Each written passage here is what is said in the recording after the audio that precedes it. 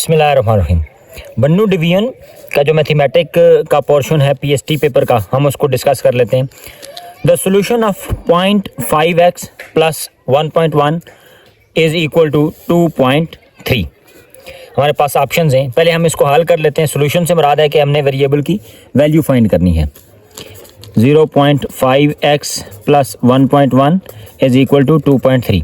हम देख रहे हैं कि ये वेरिएबल कोफिशिएंट कांस्टेंट और ये भी कांस्टेंट को हम एक ही तरफ ले जाते हैं। 0.5x is equal to 2.3। ये प्लस 1.1 जब ये लेफ्ट हैंड साइड है राइट हैंड साइड की तरफ आएगा तो प्लस का साइन माइनस हो जाएगा। 0.5x इज़ इक्वल टू 2.3 में से 1.1 हम निकालेंगे तो हमारे पास जवाब आएगा 1.2। x यहाँ पर मल्टीप्लाई हो रहा है 0.5 के साथ, 0.5 दूसरी तरफ जाकर डिवाइड हो जाएगा। 1.25 डिवाइडेड बाई 0.5 और 1.2 को जब 0.5 पर डिवाइड करेंगे तो हमारे पास जवाब आ जाएगा 2.4। तो इस तरह हमारा जो ए वाला ऑप्शन है वो दुरुस्त ऑप्शन है। अगला सवाल है, अ room is 74 centimetre long and 61 centimetre wide. अब देख रहे हैं कि ये रेक्टेंगुलर शेप में है, तो हम एक रेक्टेंगल ड्रा कर लेते हैं। 74 सेंटीमीटर लॉन्ग और इसकी विड्थ है 61 centimetre. Aliza wants to carpet the area 2 centimetre wide all around outside the room. Aliza इसके बाहर ऑल अराउंड आउटसाइड इसके बाहर 2 सेंटीमीटर विड्थ का एक कारपेट लगाना चाहती है। ज़ाहिर वो भी रेक्टेंगुलर शेप में होगा, यानी ये भी 2 सेंटीमीटर, ये भी 2 सेंटीमीटर, ये भी 2 सेंटीमीटर, ये भी हर तरफ से 2 सेंटीमीटर हो जाएगा। तो अब इसकी जो एक्सटीरियर लेंथ हो जाएगी यानी कारपेट समेत 61, ये 2 ये 63 और 2 ये 65, आउटर हो जाएगी 65। इसी तरह हम यहाँ देखते हैं कि 74 ये थी, 2 सेंटीमीटर ये आ गई और 2 सेंटीमीटर ये वाली आ गई। 74, 76, 78, 70। अब हम देख रहे हैं कि ये जो अंदर हमने शेडेड एरिया है यहाँ पर कारपेट नहीं होगा, बल्कि कारपेट इस वाले बाहर वाली साइड पे होगा। तो उसको मालूम करने के लिए हमें दोनों ट्रायंगल्स का एरिया मालूम करना पड़ेगा। अब एरिया मालूम कर लेते हैं हम कि पहले हम एक्सटीरियर रेक्टेंगल का एरिया फाइंड कर लेते हैं। वो हो जाएगा 78 मल्टीप्लाइड बाई 65, 5070। अब इंटीरियर रेक्टेंगल का हम एरिया फाइंड कर लेते हैं, यानी जो विदाउट कारपेट है वो है हमारे पास 74 लंबाई और 61 चौड़ाई, ये हमारे पास हो जाएगा 4514।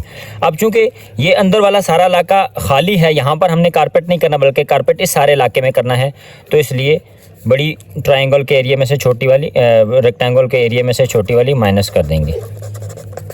तो ये हमारे पास आ जाएगा 5070 minus 4514 is equal to 556 centimetre square. हमारे पास ऑप्शंस में डी वाला ऑप्शन दुरुस्त है। अगला सवाल है, if ₹5376 is distributed among Ayesha, Sadia and Madiha and the ratios 876। Total हमारे पास अमाउंट है 5376, ये है हमारे पास टोटल। अच्छा, हमने 876 की रेशियो से करने हैं, यानी आयशा का हो गया 8वां हिस्सा, सादिया का 7वां हिस्सा और मदीहा का 6ठा हिस्सा। ये बिल्कुल रिस्पेक्टिवली तरतीब के साथ होते हैं। हमने क्या करना है, व्हाट इज़ सादियाज शेयर, हमने सादिया का शेयर मालूम करना है, बाकियों का नहीं बल्कि सिर्फ सादिया का। तो इसको मालूम करने का तरीका होता है कि पहले हम देखते हैं कि टोटल कितने हिस्से बने हैं। सम ऑफ रेशियोज क्या हो जाएगा, 8 + 7 + 6, 8 और 7 15, 15 और 7 21। अब हमने मालूम करना है चूँकि सिर्फ सादिया का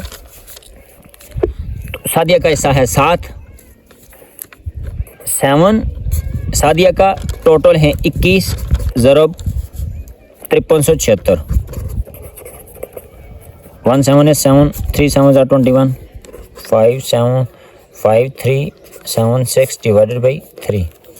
तो हम देखते हैं कि सादिया का जो हिस्सा है वो इसको डिवाइड करने से हो जाता है 1792 रुपीज़ 1792, जो कि ऑप्शन बी है। अगला सवाल है चौथा, 70 डिक्रीज इन 2:5 इज, 2 अब हैं और पहले थे 5, यानी हमने इसको डिक्रीज मालूम करना है। 2/5 मल्टीप्लाइड बाय 70, 70 जो है वो कितना डिक्रीज़ हुआ है 2:5 के हिसाब से। हमें पता है कि 2:5 इज़ इक्वल टू 2/5। हम इस तरह भी लिख सकते हैं इसको, ये दोनों सेम हैं, डिवाइड हो रहे हैं। 1 5 इज़ 5 और 14 5 आर 70, 14 2 आर 28। तो 28 द राइट आंसर के 70 डिक्रीज इन 2:5 इज 28। अगला सवाल हमारे पास, a baker bake 360 cupcakes in days if he increase the quantity of baking cupcakes in the ratio 7:6, यानी 6 के मुकाबले में अब वो 7 बना रहा है। टोटल वो 360 बनाता था। तो अब हमने मालूम क्या करना है, what is the new quantity of cup cakes he would be baking daily. अब वो डेली कितने कप केक्स बनाएगा। पहले वो बनाता था 360, अब क्वांटिटी जो बढ़ गई है वो किस रेशो से बढ़ गई है, 7:6 के साथ। तो हम इसको हल कर लेते हैं। 1 6 is 6, 6 6 are 30 एंड 0 के साथ 0, 60 मल्टीप्लाइड बाय 7, 6 7 are 40, 2 और 0 के साथ 0, 420 is the right answer. What is the factorisation of quadratic expression 4x² + 7x + 3। Quadratic equation का हमने सोल्यूशन मालूम करना है। हमारे पास 4 ऑप्शंस हैं, इसका मालूम कर लेते हैं। 4x² + 7x + 3। याद रहे कि ये जो मिडिल टर्म ब्रेकिंग में हम क्या करते हैं कि पहली और जो तीसरी टर्म है इसको हम मल्टीप्लाई करते हैं। 4 3 are 12 x² और दरमियान वाली है 7x। यानी हमने इस 7x को इस तरह तोड़ना है, ब्रेक करना है दो हिस्सों में कि अगर उनको प्लस किया जाए तो जवाब आए 7x और अगर उनको मल्टीप्लाई किया जाए तो जवाब आए 12x²। ऐसे दो जो हमारे पास फैक्टर्स बनेंगे वो 7x होता है, 4x + 3x, 3 as it is आ जाएगा। अब 4x और 3x को अगर हम प्लस करें तो 7x और अगर इनको मल्टीप्लाई करें तो 12x²। 4x² + 4x में से कॉमन ले लिया 4x, x + 1 बच गया, प्लस यहाँ से 3 कॉमन ले लिया, x + 1 बच गया। इन कॉमन में से दोनों ले लिए, x + 1 और 4x + 3। तो हम ऑप्शंस को देख लेते हैं। x + 1 × 4x + 3, option B is the right answer. The age of Hasan added to thrice the age of Nida is 30 years. Hasan की एज में अगर निदा की एज का 3 गुना जमा किया जाए तो जवाब आता है 30। If Nida's age is 1/6 to Hassan's age, अगर निदा की उम्र हसन की उम्र का 1/6 है, छठा हिस्सा है, तो हमने हसन की उम्र मालूम करनी है। हम फ़र्ज़ करते हैं कि हसन की उम्र है, लेट्स सपोज के हसन्स एज इज़ x, तो फिर जो निदाज एज हो जाएगी वो चूँकि है 1/6 ऑफ हसन, यानी 1/6 ऑफ हसन। अब हमने ऊपर वाला पोर्शन देख लेते हैं कि the age of Hasan added to thrice the age of Nida, यानी हसन की एज में अगर 3 गुना जमा किया जाए निदा की एज का, ये निदा की एज है 1/6 × x और इसका 3 गुना अगर हसन की एज में जमा किया जाए तो हमारे पास जवाब आता है 30। हमने हसन की एज मालूम करनी है, देख लेते हैं। 2 3 are 6, 1 6 is 6, x + x/2 is equal to 30, x + x/2 is equal to 30। दोनों तरफ एलसीएम लेंगे, 2x + x is equal to 30, cross multiply कर लेते हैं। 2x और एक 3x is equal to 2 30s are 60 और x बराबर हो जाएगा 60 / 320। तो जो हसन की एज है वो हो जाएगी 20 ईयर्स। अगला सवाल है, which of these have 3 significant figures. इनमें 3 सिग्निफिकेंट फिगर्स किस में हैं। अब 3 सिग्निफिकेंट फिगर्स तो ये हैं, लेकिन ये सवाल मुख्तलिफ तरह से आ सकता है, इसलिए हम देख लेते हैं कि सिग्निफिकेंट फिगर्स के रूल्स क्या हैं। पहला रूल है, all non zeros are significant, यानी ज़ीरो के अलावा जितने भी होंगे वो सारे सिग्निफिकेंट होंगे। मिसाल के तौर पर 7 8 9 4 2, 1 2 3 4 5 6, इसमें नंबर ऑफ़ सिग्निफिकेंट फिगर्स हैं 6, क्योंकि सारे नॉन ज़ीरो हैं। अच्छा, दूसरा है कि दो नॉन ज़ीरो के दरमियान आने वाले ज़ीरो सारे सिग्निफिकेंट होते हैं। अब देखें, ये भी नॉन ज़ीरो है, ये भी नॉन ज़ीरो है, इनके दरमियान आने वाले ज़ीरो भी सिग्निफिकेंट हैं, यानी यहाँ पर भी सिग्निफिकेंट फिगर्स की तादाद 4 है। एक और है कि होल नंबर के शुरू में आने वाले या होल नंबर के आखिर में आने वाले जो ज़ीरोज़ हैं वो सिग्निफिकेंट नहीं होते। ये 9100 में सिग्निफिकेंट फिगर्स की तादाद 2 है और 001 में भी सिग्निफिकेंट फिगर्स की तादाद 1 है, इनको भी हम काउंट नहीं करते हैं। अब डेसिमल वाली तरफ देख लेते हैं। 2.14000 डेसिमल के बाद जितने भी ज़ीरो आएंगे वो सारे के सारे सिग्निफिकेंट होंगे, यानी 1 2 3 4 5 6, यहाँ पर नंबर ऑफ सिग्निफिकेंट फिगर्स 6 हैं। तो हमारा सवाल था कि किस में 3 सिग्निफिकेंट फिगर्स हैं, तो यहाँ पर ऑप्शन है बी, क्योंकि इसमें 2 हैं, इसमें 1 है और इसमें भी 2 हैं, 3 और 0, ये नॉन सिग्निफिकेंट है। नोआ है shopkeeper bought a crate of cold drinks in rupees 950 and sold it for rupees 1100, what is the profit percentage? यानी उसकी जो हम देख लेते हैं कि उसने चीज़ ख़रीदी कितने की है, यानी जो उसका कास्ट प्राइस है शॉपकीपर की वो है 950, सेल प्राइस यानी उसने बेची है 1100 की, अब उसको प्रॉफिट हुआ है, ज़ाहिर है 1100 minus 950 is equal to 150 rupees का उसको प्रॉफिट हुआ है। हमने प्रॉफिट परसेंटेज निकालना है। प्रॉफिट परसेंटेज का फार्मूला होता है प्रॉफिट परसेंटेज का फार्मूला होता है profit over cost price multiplied by 100। Profit हमारे पास 150, कास्ट प्राइस हमारे पास 950 मल्टीप्लाइड बाय 100। इसको हम हल करते हैं तो हमारे पास जवाब आ जाएगा 15.79% उसको फ़ायदा हुआ है परसेंटेज में। तो हम ऑप्शन देख लेते हैं 15.8, 16, 17, तो ये 15.8 या 15.79 ये बराबर हैं, तो option A is right. When a coin is tossed 6 time the theoretical probability of coin is, अगर एक कॉइन है, मिसाल देते हैं कि ये एक तरफ है, इसका ये है हेड और दूसरी तरफ है इसका टेल, तो जब हम इसको उछालते हैं तो हमारे पास 2 ही ऑप्शन होते हैं, या तो हेड आएगा या टेल आएगा, तीसरा कोई ऑप्शन नहीं होता। यानी हमारे पास जो है वो 50% चांस होते हैं, 50%, यानी इसका मतलब है कि 1/2% चांस होते हैं। अब अगर वो 6 दफ़ा हम उसको उछालें या 600 दफ़ा उछालें, हमारे पास चांस 1/2 ही रहेगा, यानी 50% ही रहेगा, तो option A is the right. Find x if log 5 की power 1/125 is equal to x। हमने log 5 की power 125 is equal to x में x की वैल्यू फाइंड करनी है। अब इसको हम कैसे फाइंड करेंगे, देखें, log 5 की power 125 is equal to x। अब इसका मतलब ये है कि 5 की power x is equal to 125। अब हम 125 को देख लेते हैं। 125 को अगर हम पावर में लिखें तो हम लिख सकते हैं कि 5 मल्टीप्लाइड बाय 5 मल्टीप्लाइड बाय 5 ये 125 होता है, यानी 5 की पावर 3 ये 125 होता है। यही हाल हम यहाँ पर करते हैं। 5 की पावर x बराबर है 5 की पावर 3, 5 क्यूब। अब बेसिस सेम हैं तो पावर्स भी सेम होगी। 5 इज इक्वल टू 5 और x की कीमत हो जाएगी 3, x बराबर हो जाएगा 3, यानी ऑप्शन डी। 12वां सवाल है, Nida had 3/12 of a pizza, she gave 1/8 of it to her friend Madiha, find what of the whole pizza did Madiha get. एक पिज़्ज़ा है निदा के पास, उसके पास पूरा पिज़्ज़ा था, निदा के पास उसका 3/12 हिस्सा था, यानी निदा के पास जो है वो 3/12 हिस्सा था। अब इसने इसमें से 3/12 में से 1/8 उसने अपनी फ्रेंड को दे दिया। तो हमने पता करना है कि टोटल पिज़्ज़ा में से जो मदिया का हिस्सा है वो कितना बनता है। हम देख लेते हैं कि ये निदा के पास है, उसने अब ये दे दिया है 1/8 अपनी दोस्त को दे दिया है। 1 3 is 3, 4 3 are 12,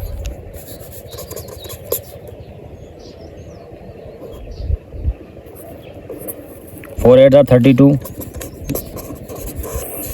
तो उसने अपनी दोस्त को जो 1/8 दिया था अपने हिस्से में से, वो टोटल पिज़्ज़ा में से 1/32 बनता है। Nadia has a rectangular frame, the frame is 12 centimetre long and 8 centimetre wide. Nadia के पास ये कोई फ्रेम है 12 सेंटीमीटर लॉन्ग है और 8 सेंटीमीटर वाइड है।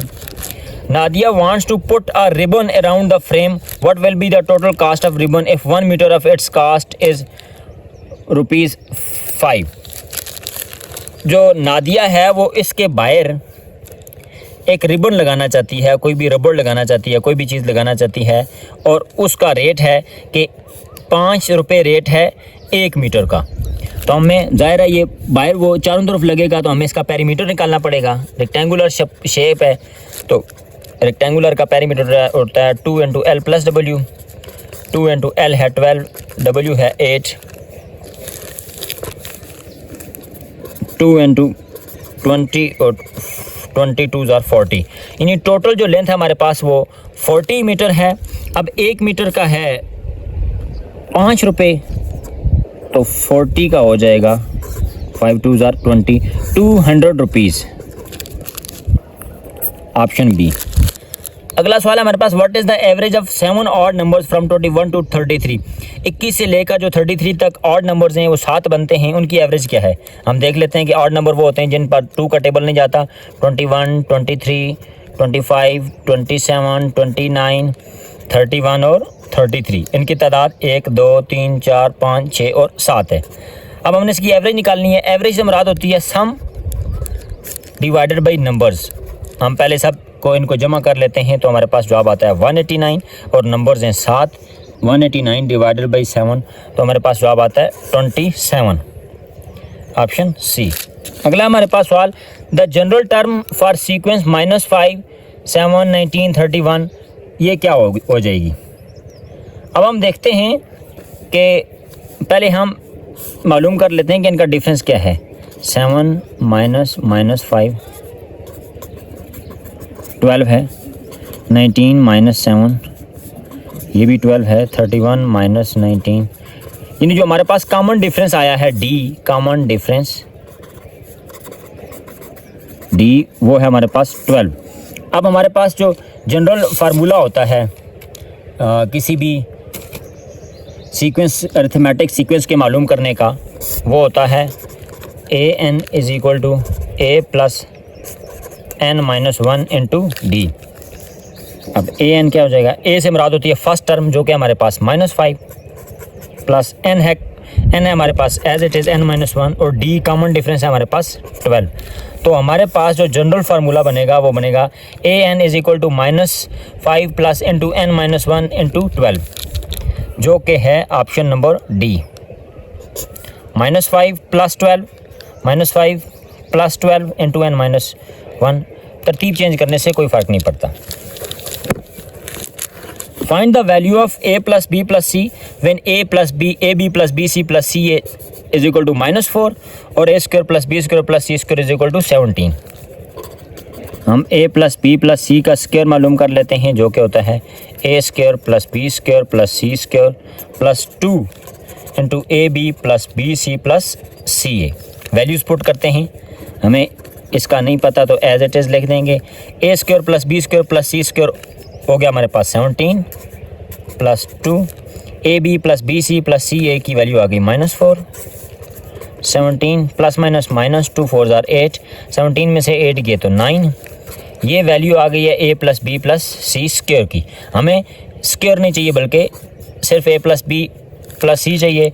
दोनों तरफ हमने अंडर रूट लिया, ये किसके साथ कट गया? a + b + c = 3 3 = 9।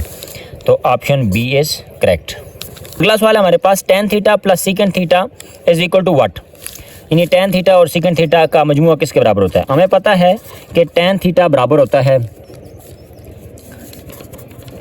sin θ / cos θ और secant θ जो है वो बराबर होता है 1 / cos θ। यानी ये cos θ का उलट होता है। दोनों को प्लस करना है, sin θ / cos θ + 1 / cos θ। हमारे पास डिनोमिनेटर 1 है तो एज इट इज़ रहेगा और नोमिनेटर्स आपस में प्लस हो जाएंगे। तो tan θ + secant θ will be equal to sin θ + 1 divided by cos θ जो कि है ऑप्शन नंबर डी। 1 + sin θ या sin θ + 1 सेम है। 19वां सवाल है, the distance of a chord from centre of a circle is 3 centimetre and the length of the chord is 8 centimetre, what is the diameter. पहले हम शक्ल ड्रा कर लेते हैं। ये हमारे पास सर्कल है, ये एक कॉर्ड है तो और ये सेंटर है। हमें क्या दिया, distance of a chord from centre of the circle is 3 centimetre, ये 3 सेंटीमीटर है। और लेंथ ऑफ कॉर्ड यानी इस सारे की जो लेंथ है हम यहाँ पर लिख लेते हैं, ये है 8 सेंटीमीटर। हमने मालूम करना है कि डायमीटर कितना है। अब हम अगर इसको यहाँ पर बाइसेक्ट करते हैं, फ़र्ज़ करें ये देखें, ये हमने इसको बाइसेक्ट किया, दरमियान से काटा है, तो बाइसेक्ट करने से ये जो 8 सेंटीमीटर था टोटल जो हमारे पास कॉर्ड थी, जब उसको हमने बाइसेक्ट किया है, बाइसेक्ट का मतलब होता है 2 बराबर हाफ में तकसीम करना, यानी 8/2 इज इक्वल टू 4 सेंटीमीटर, यानी 4 सेंटीमीटर ये हो गया और 4 सेंटीमीटर ये वाला हो गया। अब देखें हमने ये चीज़ मालूम करनी है, ये हमारे पास है 3, ये हमारे पास 4 और हमने ये मालूम कर लेना है। हम इसको नीचे मज़ीद ड्रा कर लेते हैं। ये हमारे पास है 4 ये वाला और ये वाला हमारे पास है 3। अब देखें कि ये राइट एंगल ट्राइंगल बन गई है। हम पाइथागोरस थ्योरम लगा सकते हैं कि हाइपोटेन्यूज का square is equal to base का स्क्वायर प्लस परपेंडिकुलर का स्क्वायर। वैल्यूज़ हम पुट करते हैं, बेस है हमारे पास 4 का स्क्वायर प्लस परपेंडिकुलर है 3 का स्क्वायर। 4 4 ज़ा 16, 3 3 ज़ा 9 और 16 और 9 25, ये हो गया हाइपोटेन्यूज का स्क्वायर। दोनों की तरफ अंडर रूट ले लेते हैं। हाइपोटेन्यूज इज इक्वल टू 5 5 ज़ा 25, यानी जो हमारे पास ये वाली लेंथ है वो आ गई है 5 सेंटीमीटर। अब हमें ये वाली लेंथ मालूम हो गई है, ये है 5 सेंटीमीटर। हमने मालूम क्या करना है, व्हाट इज़ द डायमीटर। हमने डायमीटर मालूम करना है, तो चूंकि ये रेडियस है तो रेडियस को डबल करते हैं तो डायमीटर होता है, इसलिए अगर रेडियस है 5 सेंटीमीटर तो डायमीटर हो जाएगा 5 2 ज़ा 10 सेंटीमीटर, और जो कि है ऑप्शन सी। अगला सवाल है, which of the following statement is true about point A 3 4 6 4 और 4 6 कि ये कोलिनियर हैं, आइसोसेलेस हैं, इक्विलेटरल हैं या स्केलियन ट्रायंगल हैं। इसके लिए हमें पहले तीनों की लंबाइयाँ मालूम करनी पड़ेंगी। हम देखते हैं कि ए बी की लंबाई मालूम करते हैं, फिर बी सी की करते हैं, फिर सी ए की करते हैं। इसका फार्मूला होता है x2 माइनस x1 का square plus y2 minus y1 का स्क्वायर और फिर इसका whole under root. A B हम देख रहे हैं कि ये ए है और बी है, ये x2 है, ये x1 है, 6 माइनस 3 का square plus y2 y1 4 minus 4 का स्क्वायर, 3 का स्क्वायर प्लस 0 का स्क्वायर, 3 3 ज़ा 9 अंडर रूट ले लिया, तो ये आ गया हमारे पास ए बी की वैल्यू आ गई 3। अब बी सी की मालूम कर लेते हैं। बी और सी, 6 में से 4 निकाला तो 2 का स्क्वायर प्लस 4 में से 6 निकाला तो -2 का स्क्वायर, दोनों का अंडर रूट ले लें। 2 2 ज़ा 4, 2 2 ज़ा 4 is equal to under root 8। और तीसरा हमारे पास ए सी, 4 में से 3 निकाला 1 का स्क्वायर, 6 में से 4 निकाला 2 का square, under root 1 plus 4 is equal to 5 का अंडर रूट। हम देख रहे हैं कि ये ए बी है, ये बी सी है, ये सी ए है, तीनों की लंबाइयाँ मुख्तलिफ हैं। तो ऐसी ट्राइंगल के जिसकी तीनों साइडें मुख्तलिफ होती हैं उसको हम स्केलिन ट्राइंगल कहते हैं। तो इस तरह ये ऑप्शन 4 दुरुस्त है कि these points form a scalene triangle.